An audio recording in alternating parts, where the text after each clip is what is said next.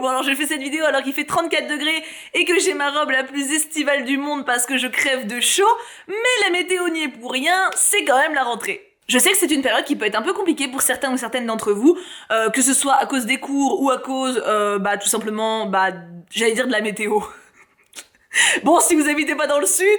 Mais vous voyez ce que je veux dire, les jours raccourcissent, on sait qu'on approche de l'automne et c'est une période qui en général est pas mal chargée de renouveau, de résolution, de changement quoi. Du coup, je me suis dit, si j'avais des livres à vous conseiller pour ce moment précis de l'année, qu'est-ce que je vous conseillerais? Et du coup, j'ai fait une sélection de 10 livres de ma bibliothèque. Ceux qui me connaissent savent déjà que je lis énormément par saison. Je me verrai pas lire genre Frankenstein en plein mois d'août, voilà. Ou Dracula d'ailleurs. Quelle idée! Mais là, j'ai encore plus resserré mon idée, parce que des lectures d'automne, j'en ai une chier. D'ailleurs, ça pourrait être l'objet d'une autre vidéo, vous faire une petite sélection de mes livres d'automne préférés. Ça pourrait être une bonne idée. Mais là, j'ai vraiment axé sur la thématique rentrée. Donc j'ai cherché des livres en majorité à thématique positive, même s'il y a un petit peu de badant quand même, hein, pour les plus masos d'entre vous. Mais surtout du coup des livres qui pour moi représentent cette espèce d'état d'esprit de reprise et de changement. Est-ce que vous êtes prêts à découvrir ma petite sélection? Bien entendu, je compte sur vous pour me donner en commentaire, enfin pour nous donner d'ailleurs, pour nous passer mutuellement des refs, des références donc en commentaire de vos livres qui pour vous symbolisent la rentrée.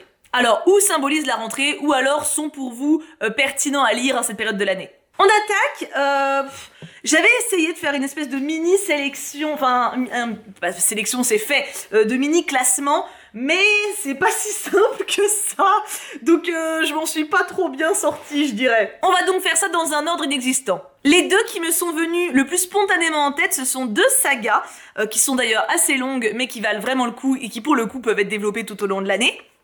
J'ai évidemment mis Anne de Green Gables, le tome 1 de la saga de Lucy Maud Montgomery, où on suit la vie de Anne, une petite orpheline qui se fait adopter par deux fermiers. Oui, ils sont fermiers, ils ont une ferme, donc ils sont fermiers. C'est une lecture qui est très douce, très poétique, très simple à lire pour le coup, même si on peut le ranger dans les classiques. Il a été réédité dans cette magnifique édition, je crois que c'était Toussaint l'ouverture, c'est ça, et il y a actuellement 7 tomes.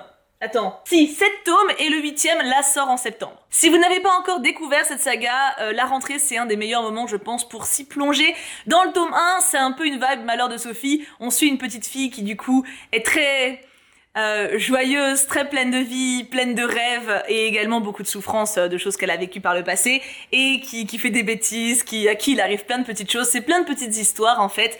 À partir du tome 2, on la suit en tant qu'adolescente et ça devient beaucoup plus riche. Mais le tome 1 déjà va vous emporter dans son univers. C'est une lecture très douce, très agréable et très câline pour bien commencer la rentrée. Autre saga très longue et pas vraiment dans la même ambiance, Blackwater. Alors celui-ci, il a un niveau de plume un peu plus élevé que Anne de Green Gables, puisque pour le coup, on n'est pas sur les aventures d'une enfant, on est sur un récit fantastique, beaucoup plus sombre, mais c'est pas non plus de l'horreur, en tout cas pas dans le tome 1, hein. On sent qu'il se passe des choses cheloues, on sent que ça va arriver, mais on comprend pas encore trop.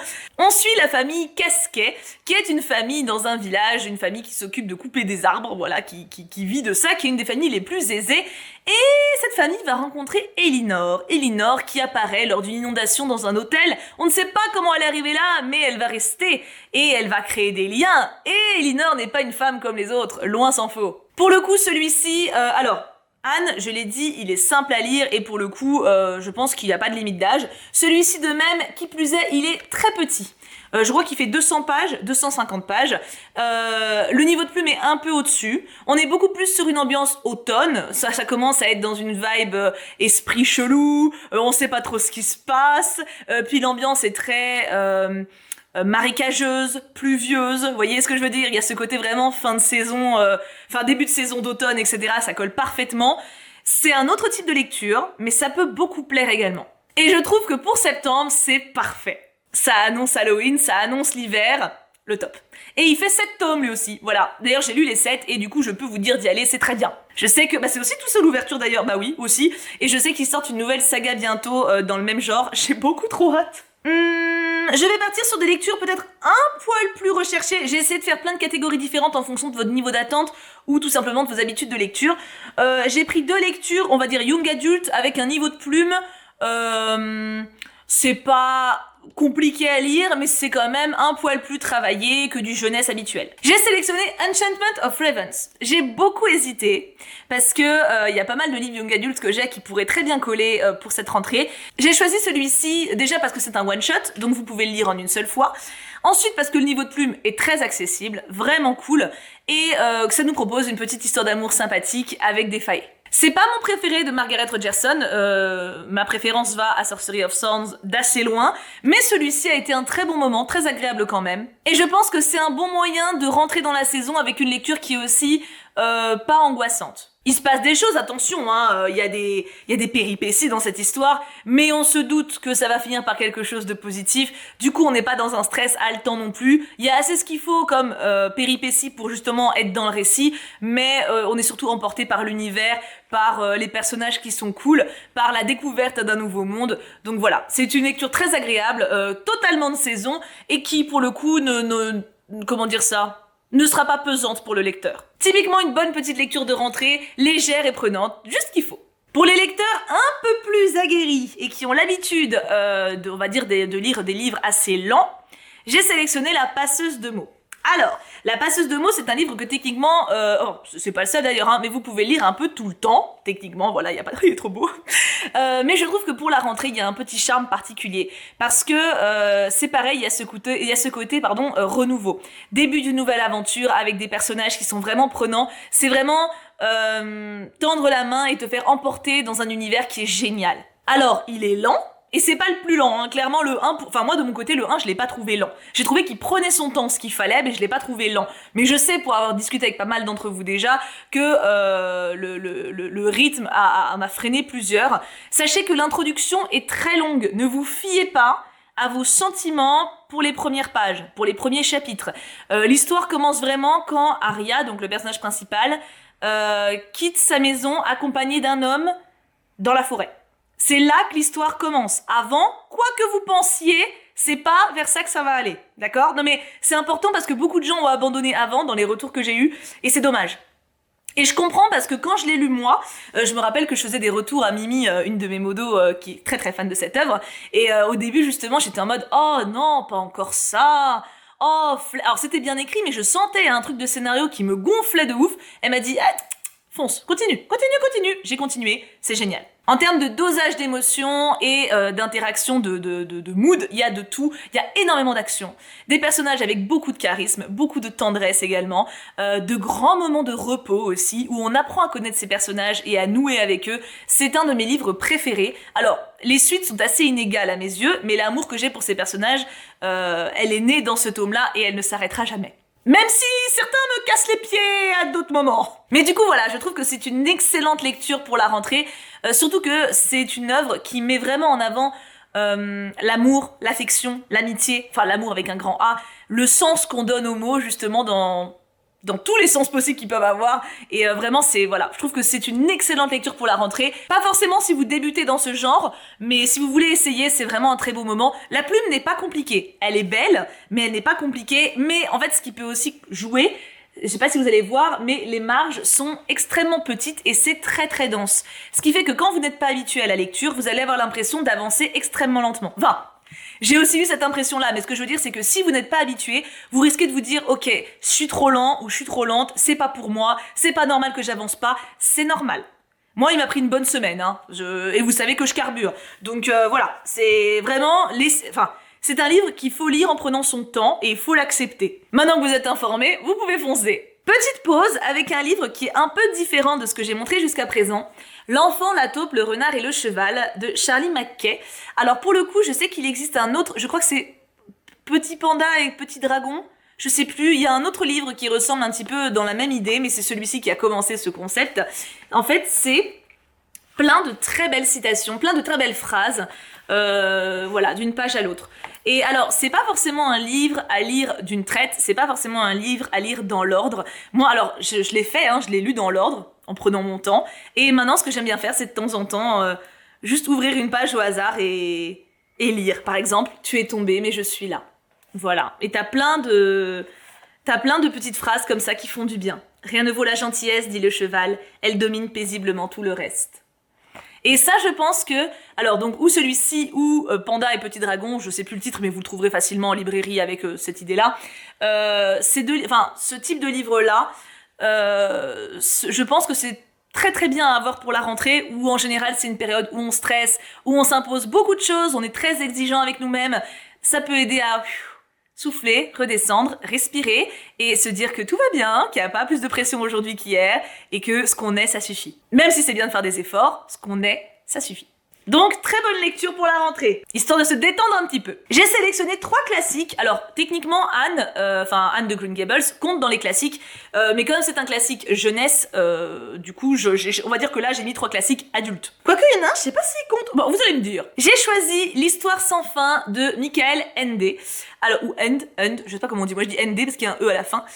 C'est une lecture qui, pour le coup, n'est pas... Alors, il est rangé... Non, il est pas rangé en jeunesse. Il n'est pas rangé en jeunesse, mais je sais que beaucoup de personnes l'ont lu enfant. Maintenant, honnêtement, le niveau de style est quand même assez riche. Il y a beaucoup de comparaisons, d'images, etc. C'est un très bon livre à lire pour la rentrée, puisqu'on suit l'histoire de Bastien Balthazar Bux, qui a 12 ans, et qui va à l'école, et qui est passionné par les livres, et en fait, à l'école, ça se passe pas bien. Et il y a un moment où il emprunte un livre en librairie, enfin, il l'emprunte...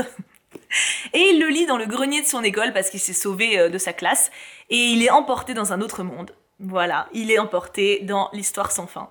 Il est emporté dans un univers féerique, merveilleux, avec plein de créatures, des aventures incroyables qui l'attendent et en même temps plein de beaux messages, plein de belles valeurs, que ce soit par rapport à qui on est, par rapport à ce qu'on vaut, par rapport à l'importance de s'accepter et de pas changer pour les autres. Voilà, c'est un livre qui fait beaucoup de bien et je pense qu'à la rentrée, il peut rappeler des choses importantes. En termes de plumes, il peut décourager ceux qui ne sont pas habitués à la lecture. Maintenant, il est très beau. Il est très beau, il fait du bien. C'est encore une fois un livre à découvrir en prenant son temps. C'est pas forcément un bouquin que tu vas dévorer en 24 heures. Mais très très belle histoire. Alors pour ceux qui veulent bader, parce que là, l'histoire sans fin, on est clairement sur du feel good, avec un côté très limite développement personnel d'ailleurs à travers Bastien. J'ai sélectionné 2 classiques déprimants que je vois bien pour la rentrée quand même. Donc s'il y en a qui veulent vraiment, voilà, je vous en prie. Je vous ai pris Charles Dickens, enfin les Ovides. Les aventures d'Oliver Twist de Charles Dickens, je vais y arriver. Dickens, c'est un auteur que j'aime énormément, j'ai lu pas mal de ses bouquins et il a une plume que je trouve... un mélange de Dumas et de plus stylé, tu vois. Parce que Dumas, en fait, j'adore parce qu'il écrit très très fluide. Genre vraiment, Dumas, tu le lis, il y a des aventures à toutes les pages, t'es emporté, c'est trop bien. Et c'est assez simple à lire, tu vois, dans le sens où c'est tout le temps bam bam bam, tu te poses jamais. Dickens, tu as ce côté très riche en termes d'aventure, mais également un peu plus soigné en termes de style. Je trouve qu'il écrit mieux que Dumas, personnellement. Mais ce n'est que mon avis, tu vois, mais voilà, j'avoue que je trouve que Dickens, voilà. Oliver Twist, c'est l'histoire d'un petit garçon orphelin, voilà, qui se fait maltraiter et qui passe son temps à essayer de survivre parce que tout le monde essaie de l'utiliser, de le manipuler, de lui faire des choses affreuses, et lui, bah, il espère toujours s'en tirer. Et pourquoi est-ce que je le conseille pour la rentrée ? Pour relativiser. Non, ça semble bizarre, dit comme ça, mais en fait, quand tu vois à quel point Oliver Twist a pas de chance, à quel point il a envie de vivre et d'être heureux et qui se bat pour essayer d'avoir une vie juste à peu près normale, ça nous fait relativiser nous et nos préoccupations et nos angoisses, ce qui ne veut pas dire qu'elles ne sont pas valables ni existantes, mais simplement... son courage nous inspire. En tout cas, moi, c'est ce que j'ai ressenti quand je l'ai lu. Ça remonte maintenant, mais je suis encore profondément marquée par ce petit bonhomme, enfin ce petit bonhomme qui devient grand.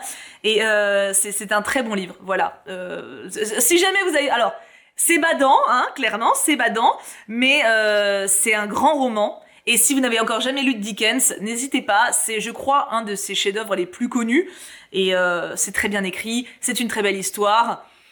Voilà, foncez pour découvrir Oliver Twist, il vous tiendra compagnie sur les bancs de l'école ou sur les bancs du travail et il vous donnera un petit peu de force. On a toujours besoin d'un petit peu de force. Et dans le genre des personnes malheureuses mais qui sont très bien écrites, Jane Eyre de Charlotte Brontë. Alors, j'ai pas mal hésité. Quand j'étais devant mon truc de classique, j'ai regardé, il y en avait plein, j'étais en mode pourquoi pas, mais tant que c'était pourquoi pas, c'était pas ça, tu vois. J'ai vu Jane Eyre, j'étais en mode ok, lui oui. Alors Jane Eyre de base, c'est un roman que je vous aurais conseillé pour l'automne de manière générale, un peu comme Les Hauts de Hurlevent d'ailleurs de sa sister, mais Jane Eyre, il y a quelque chose en plus, il y a quelque chose qui pour moi, un peu comme Oliver Twist, te fait relativiser et... Alors déjà colle très bien avec la saison, c'est important. Mais surtout te fait relativiser encore une fois ta vie à toi. La plume est vraiment cool. On n'est pas sur quelque chose de très alambiqué. Honnêtement, je vous ai pas mis des niveaux de plume où on s'arrache les cheveux. Hein. Jane Eyre, c'est vraiment écrit de manière très naturelle. T'as pas besoin de chercher 50 définitions à la page. La plume est donc très fluide. On suit l'histoire de Jane, qui est une petite orpheline, pareil, qui est recueillie par sa tante, mais sa tante peut pas la voir, et du coup elle la place dans un orphelinat, où elle se fait une très bonne amie, d'ailleurs, que j'adore, qui est un de mes personnages préférés de la littérature. Bref. Et après, Jane grandit, elle suit son propre parcours, elle suit sa propre vie, et du coup, on la suit avec ce roman, et j'adore ce livre. Pourquoi du coup je le trouve cool pour la rentrée? Alors déjà je le trouve cool pour la saison parce qu'il y a ce côté, déjà c'est quand même assez sombre, c'est dans un climat où il fait tout le temps froid, humide, boueux, il pleut tout le temps, t'en as qui crèvent de pneumonie, bon, c'est bien, tu vois, c'est pas un truc à lire en été, quoi. Peut-être, tu sais, t'as vachement le côté campagne perdue, feuilles mortes de partout, balade dans les landes, enfin tout le bordel. Et surtout, pour la rentrée, il y a un petit peu ce côté à la Oliver Twist. Quand tu suis Jane, déjà dans un premier temps, qui a ses rentrées scolaires, parce qu'il y a toute une partie où elle est encore enfant, où elle est dans un pensionnat, où elle essaie de faire de son mieux. Enfin, t'as ce côté très scolaire qui est, mine de rien, assez intéressant d'un point de vue découverte. Et ce qu'elle vit de manière générale, la vie qu'elle a, les choix qu'elle doit faire, et tout simplement ce qui lui arrive, je trouve que c'est assez inspirant aussi par rapport à nos vies. Et autant Jane, c'était pas mon personnage préféré du tout avant, j'adorais ce roman, j'ai tout de suite adoré ce roman, mais Jane, j'étais en mode oui. Maintenant, je l'aime vraiment, vraiment beaucoup. Vraiment, ça me donne envie de le relire, alors je crois que je l'ai lu il y a 2 ans. Enfin, je l'ai relu il y a 2 ans. Mais vraiment, c'est un livre que je trouve très bon. Et pareil, je pense que ça peut nous faire une amie pendant la période de rentrée, qui nous aide à relativiser nos vies et qui nous donne aussi, mine de rien, beaucoup de courage. Donc Jane Eyre, foncez donc! Et alors là, je termine avec 2, pour le coup, très très jeunesse, mais jeunesse qui est quand même tout à fait accessible, bien sûr, pour les plus grands, parce que c'est extrêmement stylé. J'ai sélectionné Heartstopper. Heartstopper, donc c'est un... Je ne sais plus parler. Heartstopper. Heartstopper, donc, qui est un roman graphique. Donc là, on est sur une rapidité de lecture encore plus évidente, qui raconte l'histoire de Nick et Charlie, 2 garçons qui sont au lycée, qui se rencontrent et qui apprennent énormément l'un de l'autre. C'est une lecture on ne peut plus feel good, en tout cas pour le tome 1. Pour le tome 3, ça devient plus compliqué. Mais en tout cas, le tome 1, foncez, c'est du bonheur et de l'amour en barre. Il y a quand même des choses compliquées à l'intérieur, mais comme tous les romans un peu feel good, c'est complètement dépassé et transcendé par l'affection, l'amour, les bonnes valeurs. Enfin voilà, c'est une très très belle histoire qui a d'ailleurs été adaptée sur Netflix. D'ailleurs comme Anne de Green Gables, il y a la série Anne with an E, qui est librement inspirée, mais qui reprend les mêmes... valeur que dans le bouquin, on va dire. Donc voilà, Heartstopper, foncez si jamais ce n'est pas encore lu, ça vous fera passer un très bon moment et on peut pas être plus dans la thématique de rentrée que ça. Et en dernier, j'ai pris une valeur sûre, mais j'ai vu que pas mal de personnes les découvraient, mine de rien, en stream. Harry Potter. Bien entendu, Harry Potter qui est quand même la base à découvrir à la rentrée, puisque dans le tome 1, on suit Harry qui reçoit une lettre de Poudlard, l'école de sorcellerie, pour lui dire qu'il est accepté en première année. Voilà, donc on suit un gamin qui est élevé chez les Moldus, pour ceux qui ne connaîtraient pas encore le synopsis d'Harry Potter, et qui va être intégré dans le monde des sorciers, où une multitude d'aventures l'attendent. Honnêtement, c'est THE moment pour découvrir cette histoire. Si ce n'est pas encore fait, c'est parfait. Alors, je dis THE moment, vous pouvez très bien le lire plus tard aussi, mais c'est vrai que pour la rentrée scolaire, pour le mois de septembre, il y a ce petit goût de « Ah !» Moi aussi c'est la rentrée, pourquoi j'ai pas ma lettre? Tu vois ce que je veux dire? Foncez pour Harry Potter si c'est pas encore lu, et au pire n'hésitez pas à le relire, ce sera toujours un bon moment, c'est léger, c'est du jeunesse, ça se lit très très bien, n'hésitez pas. Et j'ai fini avec mes 10 petites recommandations, et honnêtement je suis plutôt satisfaite. Alors ça serait quand même dommage que je le sois pas de toute façon, mais je pense que je m'en suis bien sortie. Ouais, j'aurais pas pu... Alors j'ai regardé ma bibli à fond, j'ai choisi 10 complètement par hasard, c'était pas prédéfini, mais c'est vraiment les titres où je suis passée devant, je me suis dit, ouais ça c'est nickel. Et maintenant, j'attends vos avis en commentaire sur ma petite sélection, enfin petite mais costaud. Est-ce que vous avez déjà lu certains de ces titres? Est-ce que certains vous tentent? Et n'oubliez pas d'ajouter vos propres recommandations également en commentaire sur les livres que vous conseillez pour cette période de l'année. Sur ce, je vous laisse là, je vous fais plein de bisous et j'ai trop hâte de vous lire. Bisous à tous et bonne rentrée!